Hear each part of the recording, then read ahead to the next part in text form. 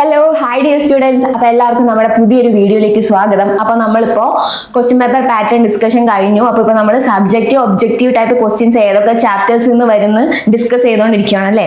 അപ്പോൾ നമ്മൾ ഇന്ന് NIS +2 മാത്തമാറ്റിക്സിന്റെ ഒബ്ജക്റ്റീവ് സബ്ജക്റ്റീവ് ചാപ്റ്റേഴ്സ് ഏതൊക്കെയാണെന്നാണ് ഡിസ്കസ് ചെയ്യാൻ പോകുന്നത്. അപ്പോൾ ഏതൊക്കെ ചാപ്റ്റേഴ്സിൽ നിന്നാണ് ഒബ്ജക്റ്റീവ് ടൈപ്പ് ക്വസ്റ്റ്യൻസ് ചോദിക്കുക, ഏതൊക്കെ ചാപ്റ്റേഴ്സിൽ നിന്നാണ് സബ്ജക്റ്റീവ് ടൈപ്പ് ക്വസ്റ്റ്യൻസ് ചോദിക്കുക, അതാണ് നമ്മൾ ഇന്നത്തെ വീഡിയോയിൽ ഡിസ്കസ് ചെയ്യാൻ പോകുന്നത്. അപ്പോൾ നമുക്ക് വൈകാതെ ഏതൊക്കെയാണ് ചാപ്റ്റേഴ്സ് എന്ന് നോക്കാം അല്ലേ. അപ്പൊ എല്ലാവർക്കും അറിയാം നമ്മുടെ 40% TMA കഴിഞ്ഞിട്ട് 60% എന്താണ് പബ്ലിക് എക്സാമിനേഷൻ ചാപ്റ്റേഴ്സ് ആണ്. അപ്പോൾ ഈ പബ്ലിക് എക്സാമിനേഷൻ ചാപ്റ്റേഴ്സിൽ 50% എന്താണ് ഒബ്ജക്റ്റീവ് ടൈപ്പ് ക്വസ്റ്റ്യൻസ് വരുന്ന ചാപ്റ്റേഴ്സും 50% എന്താണ് സബ്ജക്റ്റീവ് ടൈപ്പ് ക്വസ്റ്റ്യൻസ് വരുന്ന ചാപ്റ്റേഴ്സും ആണ്. അപ്പൊ ഏതൊക്കെയാണ് അതെന്ന് നമുക്ക് നോക്കാം. അപ്പോൾ ഇവിടെ നോക്കൂ, നമ്മുടെ 11 ചാപ്റ്റേഴ്സ് ആണ് നമുക്ക് എന്താണ് ഒബ്ജക്റ്റീവ് ടൈപ്പ് ആയിട്ട് വരുന്നതും 12 ലെസൺസ് ആണ് എന്ത് സബ്ജക്റ്റീവ് ടൈപ്പ് ആയിട്ട് വരുന്നതും. അപ്പൊ ഏതൊക്കെയാണ് ആദ്യം ഒബ്ജക്റ്റീവ് വരുന്ന 11 ചാപ്റ്റേഴ്സ് നമുക്ക് നോക്കാം.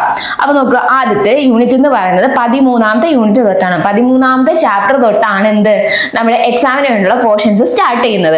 അപ്പൊ 13ാമത്തെ ചാപ്റ്റർ ഏതാ? Cartesian system of rectangular coordinates. അതെന്താണ്? അത് ഒബ്ജക്റ്റീവ് ടൈപ്പ് ക്വസ്റ്റ്യൻസ് വരുന്ന എന്താണ് ചാപ്റ്റർ ആണ്. അപ്പൊ എല്ലാവർക്കും സംശയം എന്താ ഒബ്ജക്റ്റീവ് ടൈപ്പ് എന്നല്ലേ.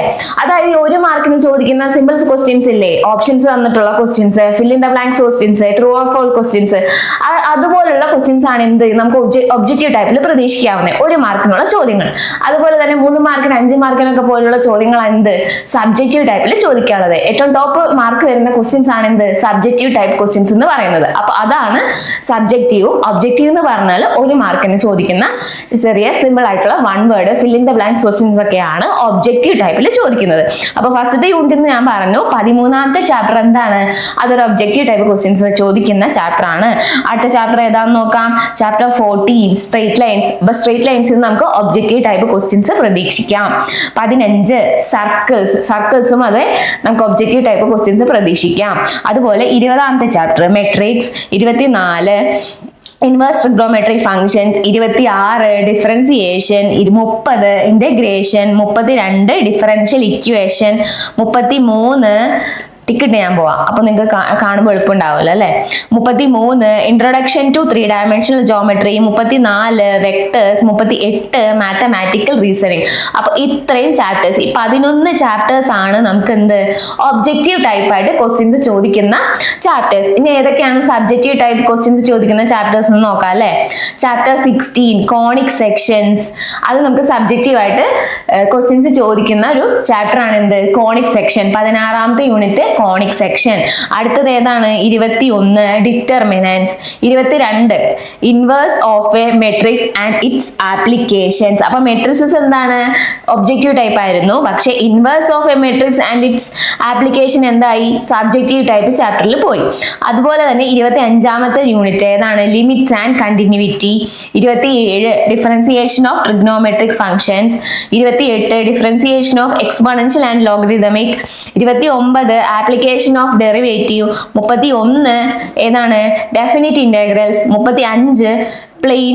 36 straight line and 37 linear programming. അപ്പൊ ഇത്രയും 12 ചാപ്റ്റേഴ്സ്. ഈ 12 ചാപ്റ്റേഴ്സിൽ നിന്ന് നമുക്ക് സബ്ജക്റ്റീവ് ടൈപ്പ് ക്വസ്റ്റ്യൻസ് പ്രതീക്ഷിക്കാം. ഈ 11 ചാപ്റ്റേഴ്സിൽ നിന്ന് ഒബ്ജക്റ്റീവ് ടൈപ്പ് ക്വസ്റ്റ്യൻസ് പ്രതീക്ഷിക്കാം.